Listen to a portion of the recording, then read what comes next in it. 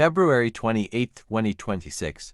The desert air tastes like dust and metal. Even before the engines start, Staff Sergeant Daniel Reeves stands beneath the wing of his aircraft. A strike fighter crouched low on the runway like a predator waiting for the signal to kill. The floodlights cast long shadows across the tarmac, turning every man into something larger, more uncertain. Ground crew move quickly, quietly, no wasted motion, no unnecessary words. Everyone already knows. This is not another drill. Reeves tightens the strap on his flight helmet, fingers steady out of habit, not calm. He has done this before, different countries, different names for the same kind of war, but tonight feels heavier. There is no illusion left, no language to soften it. War with Iran is no longer coming. It has arrived. Strike package goes in low, his pilot, Captain Elias Turner, says beside him, voice clipped through the headset. No second pass. We hit, we leave. Reeves nods, though Turner can't see it in the dark. Copy that. The target brief flashes again in his mind. Air defense installations. Radar sites, hardened positions buried into mountains. Clean objectives on paper.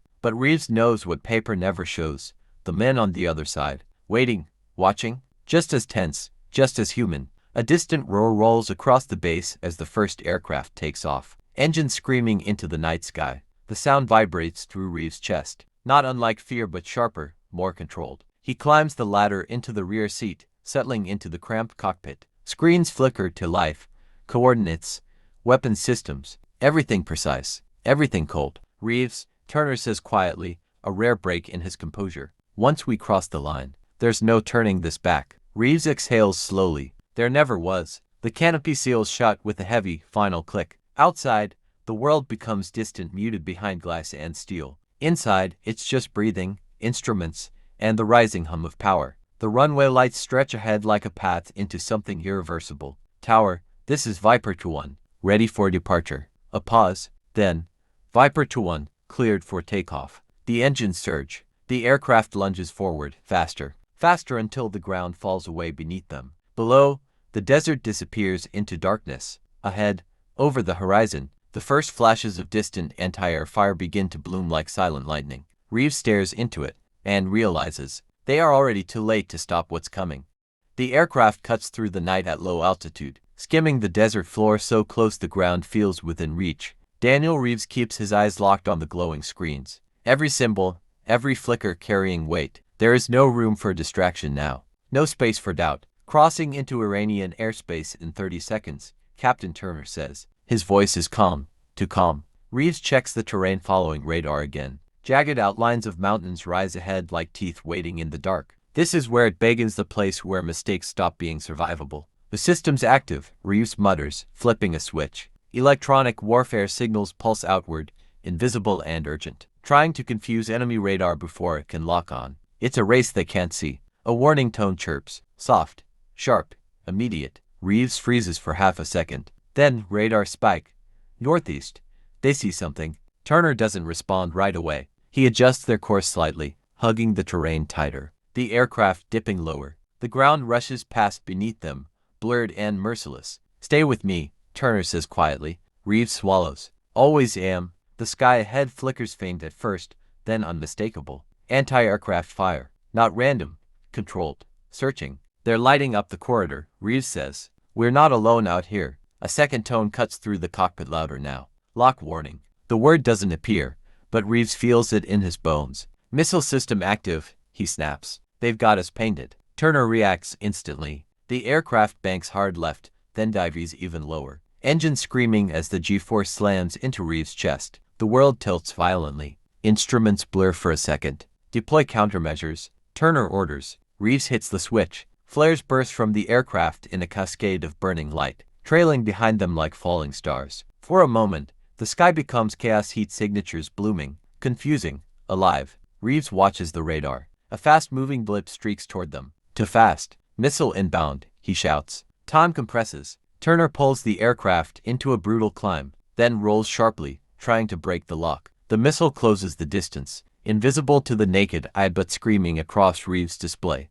Closer, closer. Reeves grips the console. There is nothing else he can do now. Then, the blip veers. Past them. Gone. The cockpit fills with the sound of breathing fast. Controlled. Barely contained. Decoy worked, Reeves says, his voice tight. Turner exhales once, We don't get lucky twice. Ahead, the mountains open slightly, revealing the target zone. Faint structures, barely visible, carved into rock and shadow. Reeves studies the coordinates. This is it, he says. But as the aircraft levels out, something else appears on the radar, multiple signals, rising fast from the ground. Not defenses. Aircraft, enemy fighters, and they're heading straight for them.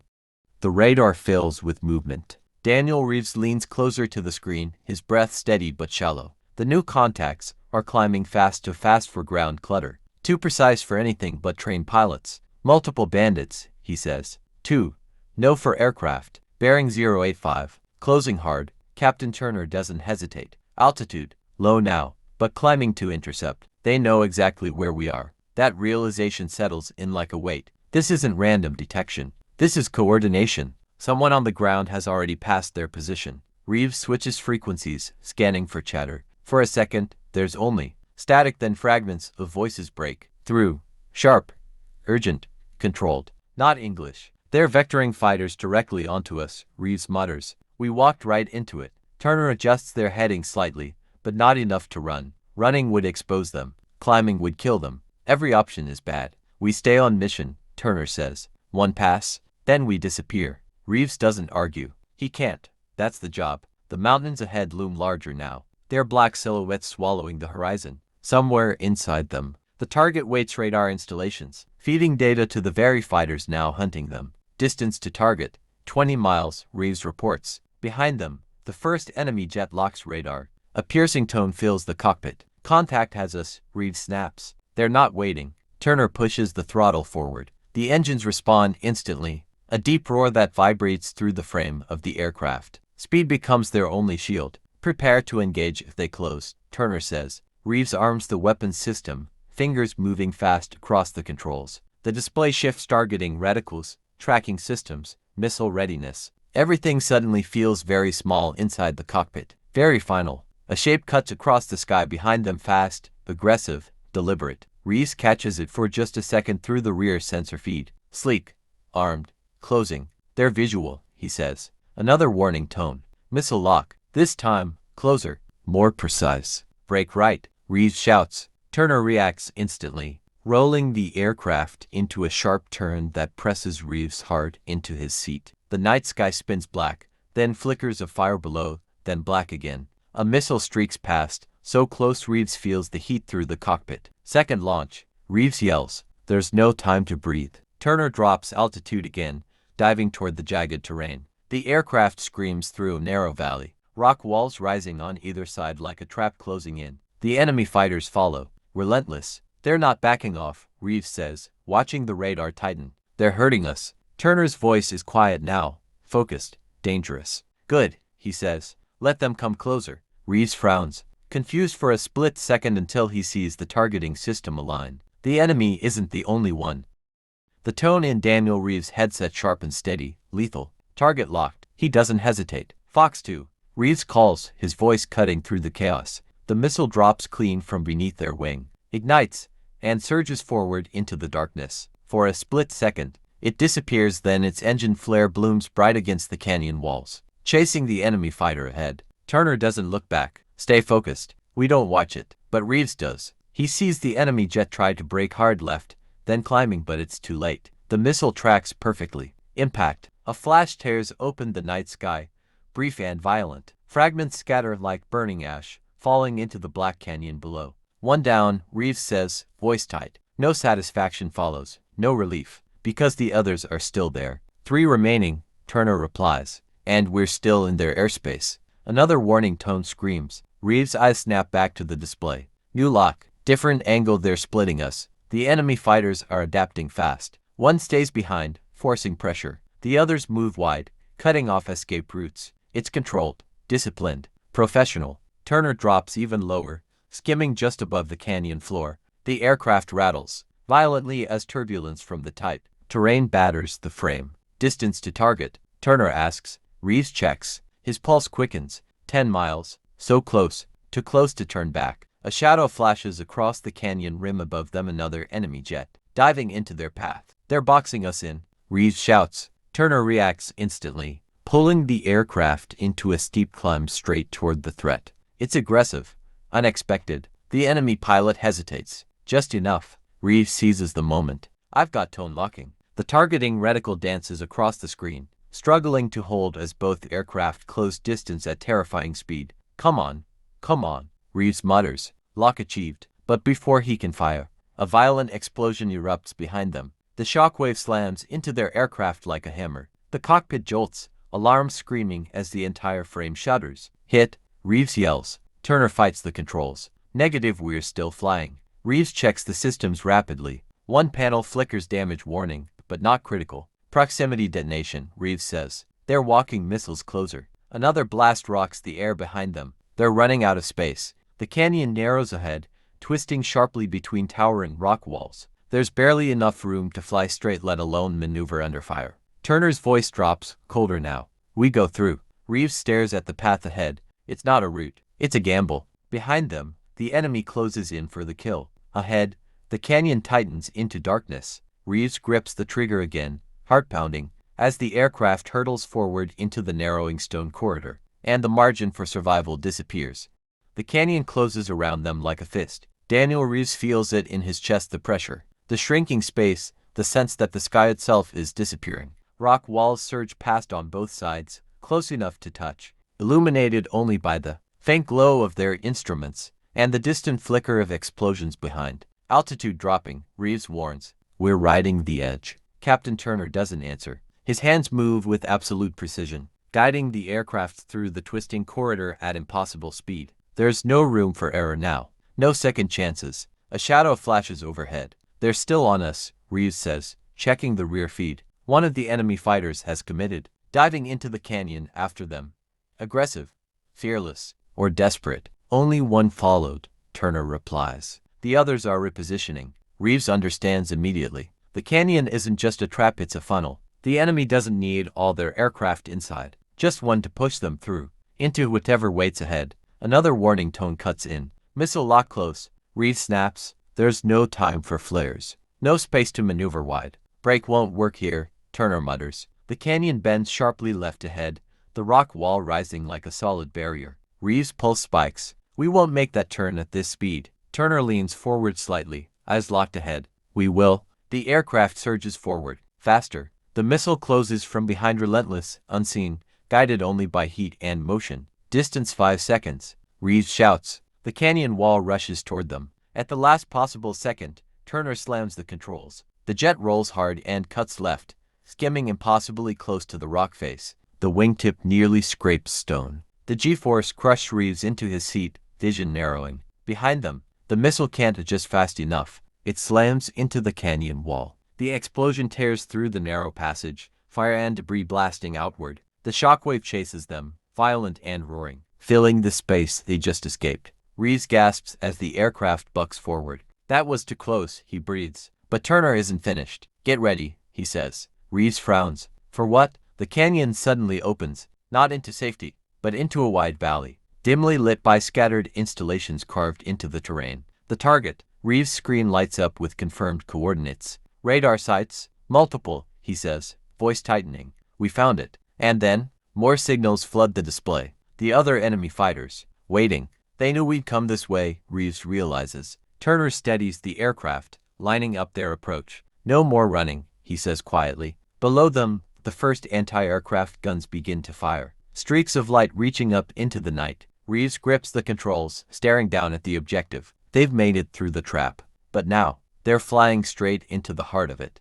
The valley comes alive with fire. Daniel Reeves watches the ground erupt in motion, anti-aircraft guns tracking upward. Radar dishes pivoting, searchlights slicing through the darkness like blades. The illusion of surprise is gone. Every second now is measured in exposure and survival. Multiple AAA sites active, Reeves reports, scanning fast, tracking us from 3 positions. No, 4. Captain Turner steadies the jet despite the chaos below. We hit the primary radar first. Blind them, Reeves nods, already aligning the targeting system. The main installation sits half buried into the mountainside, reinforced, shielded, designed to survive everything except a direct strike. Target locked, Reeves says. Range, 5 miles. The aircraft shudders as the first bursts of flak explode around them, dark puffs that bloom into lethal fragments. One detonates close enough to rattle the cockpit. Stay steady, Reeves mutters. A streak of light rises from the valley floor. Missile launch, he snaps. Turner doesn't flinch.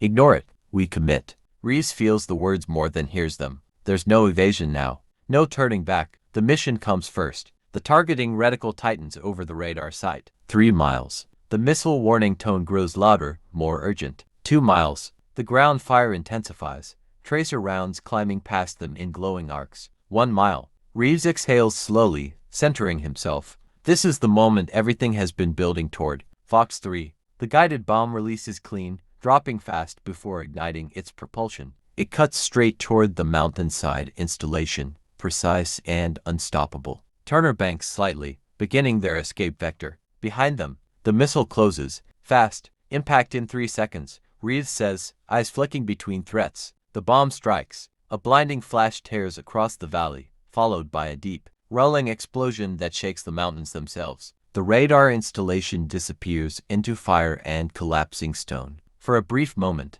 the enemy's eyes go dark, but the missile doesn't care. Still tracking. Reeves shouts. Turner slams the controls, diving low across the valley floor. Flares burst behind them, scattering heat signatures in desperate patterns. The missile cuts through the chaos, then detonates. Too close. The blast hits like a hammer. The aircraft lurches violently, alarms screaming across every panel. Warning lights flood the cockpit in red. Reeves grabs onto the console. We're hit. Turner fights the controls, jaw tight. Flight systems compromised. Stabilizing. The jet wobbles, losing altitude. Below them, the burning remains of the radar sight light up the valley like a funeral pyre. Above them, the enemy fighters return, descending from the darkness. Reeves stares at the damage indicators, then back at the sky. Turner, he says quietly. The aircraft shudders again, and this time, it doesn't recover. The aircraft drops. Not a controlled descent, something worse. A stagger, a loss of authority. Daniel Reeves feels it instantly. The subtle shift turning into something violent and unpredictable. We're losing hydraulics, he says, scanning the damage panel. Control surfaces aren't responding clean. Captain Turner wrestles the stick, forcing the jet level for a moment before it dips again. I've got partial input. Not enough. The valley rushes up beneath them, lit by fire from the destroyed radar sight. Smoke curls into the sky, turning the air thick and unstable. Another alarm cuts through the cockpit. Fire warning. Reeves' stomach tightens. Engine 2's hit temperatures spiking. Turner glances at the readout. Just a flick. Can you isolate it? Reeves moves fast, fingers flying across the panel. Trying. The aircraft jolts again, harder this time. A trail of sparks streaks past the canopy. Controls degrading, Reeves says. We're not going to hold altitude. Above them, one of the enemy fighters dives back into view, circling like a predator.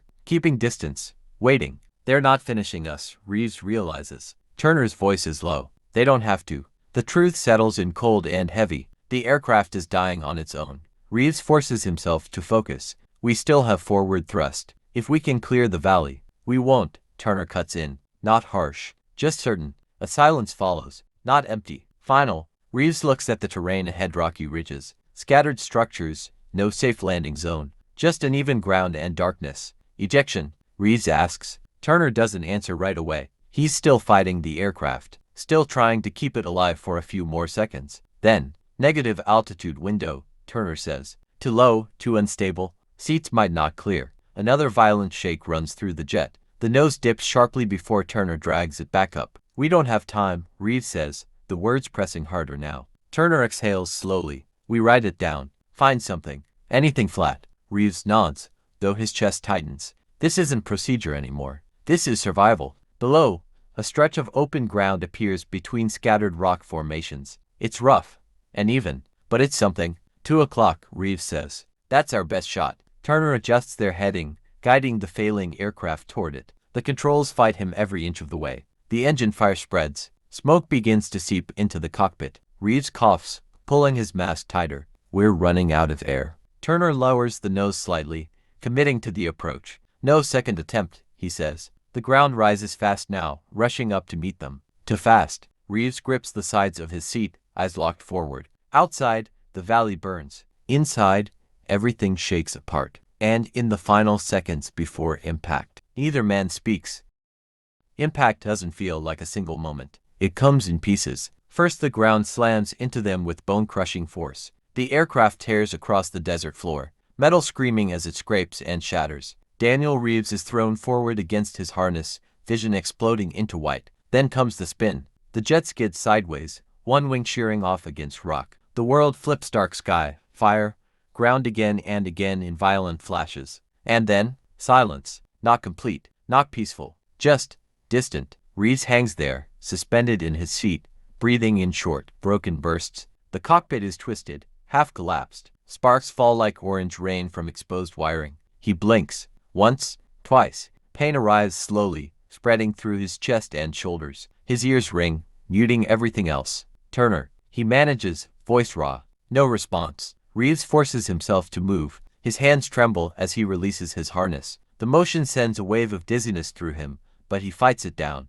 Turner. Still nothing. Smoke fills the cockpit now, thick and choking. Flames lick at the edges of shattered panels, creeping closer. Reeves turns toward the front seat. Captain Turner is slumped forward, motionless. Blood darkens the side of his helmet, trailing down into his flight suit. For a second, Reeves freezes. Then instinct takes over. He crawls forward, ignoring the pain, grabbing Turner's shoulder. "Hey, stay with me, come on." A faint sound escapes Turner. Not words, just breath. "Alive. Good," Reeves mutters. "You're still here." The fire spreads faster now, heat building inside the wreckage. The aircraft is dying for the second time, and this one will finish it. Reeves fumbles for the emergency release, forcing the canopy mechanism to respond. It jams halfway. "Come on," he growls, pulling harder. With a sharp crack, the canopy gives way, opening just enough. Cold night air rushes in. Reeves drags himself out first, collapsing onto the rough ground beside the wreck. The world spins again, but he forces himself back up.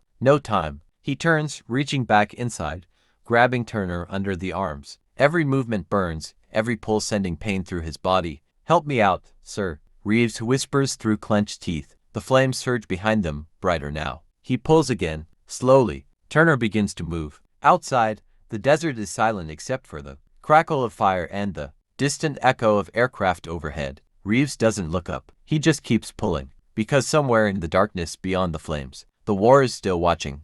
The fire crackles behind them, feeding on twisted metal and leaking fuel, casting long, flickering shadows across the desert floor. Daniel Reeves drags Captain Turner a few more feet before his strength gives out. They collapse into the dust. For a moment, Reeves just breathes sharp, uneven, desperate pulls of air that burn his lungs. The night feels colder now, the adrenaline fading just enough to let pain take its place. But pain means alive. He rolls onto his side, forcing himself back up. "We're not done," he mutters, more to himself than to Turner. Turner stirs faintly, a low groan escaping his lips. His eyes don't open. Reeves checks him quickly, pulse, breathing, weak, but steady. "Stay with me," Reeves says, gripping his shoulder. "You don't get to check out now." Above them, the distant roar of jet engines cuts through the night again. Reeves freezes. They're still out there. He looks up, scanning the sky. A dark shape passes high overhead fast, circling. Not searching blindly, hunting. "They saw us go down," Reeves whispers.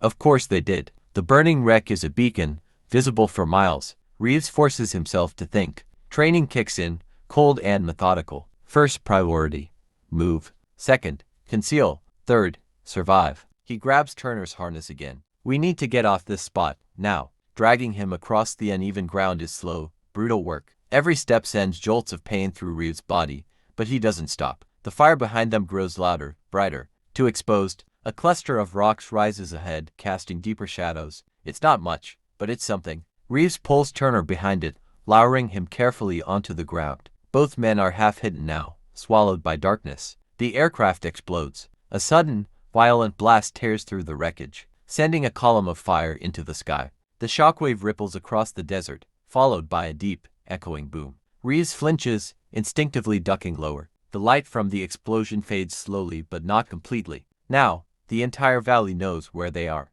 The circling jet above banks sharply, turning back toward the crash site. Reeves watches it, heart pounding. "They're coming back," he says under his breath. Turner doesn't respond. Reeves checks their gear, what little survived. A sidearm, a small emergency pack. No radio, no beacon. Cut off, alone, enemy territory. The sound of an approaching engine grows louder, lower this time. Closer. Reeves grips the pistol, eyes fixed on the dark horizon beyond the rocks. Somewhere out there, boots will hit the ground soon, and when they do, There will be no sky left to hide behind. The engine noise fades, not gone, just distant again. Circling wider now, Daniel Reeves stays still, every muscle locked, his grip tight around the pistol. He listens past the ringing in his ears, past the crackle of the dying fire. Then, a new sound, faint, mechanical, not from the sky, from the ground. Reeves lowers himself further behind the rocks, eyes narrowing into the darkness. At first, he sees nothing, just the shifting shadows of desert terrain under weak moonlight. Then headlights flicker on in the distance. Multiple. They're here, Reeves whispers. The vehicles move slowly at first, careful, deliberate, not rushing, not panicked, confident. They know exactly where the wreck is. Reeves looks back at Turner, still unconscious, still breathing but barely responsive. Moving him again will be slower, louder, more dangerous. The headlights spread out as they approach, forming a loose perimeter. Engines cut one by one, plunging parts of the desert back into darkness. Doors open, figures step out, armed silhouettes. Reeves' pulse hammers in his chest. He counts them: 1, 2, 5. More behind. Too many? Voice carries through the night, sharp, commanding, not shouted, controlled. They're not searching blindly, they're sweeping. Reeves lowers his head, pressing closer to the ground. Every instinct screams to move, to run, but there's nowhere to go. Open desert in every direction. No cover, no escape. A beam of light cuts through the darkness, a flashlight sweeping across the wreckage. Another joins it, then another. They'll find the crash first, Reeves thinks, then they'll spread outward. It won't take long. He checks his weapon. 1 magazine. That's it. Reeves glances at Turner again. The man who flew them into hell and tried to bring them back out. Leaving him isn't an option. Not now. Not ever. The voices grow closer. Boots crunch against gravel. A flashlight beam sweeps across the rocks just a few yards away now. It lingers, searching the shadows. Reeves holds his breath. Doesn't move. Doesn't blink. The light passes, then stops. Returns. Slower this time. It lands on Turner's boot, just barely visible beyond the rock. One of the soldiers speaks, sharper now, alert. The others react instantly, weapons rising, footsteps closing in. Reeves tightens his grip on the pistol, heart pounding so loud it feels like it might give him away. There's no more hiding, no more waiting. As the beam climbs higher toward their position, Reeves makes his decision, and in the cold silence of the desert night, he rises,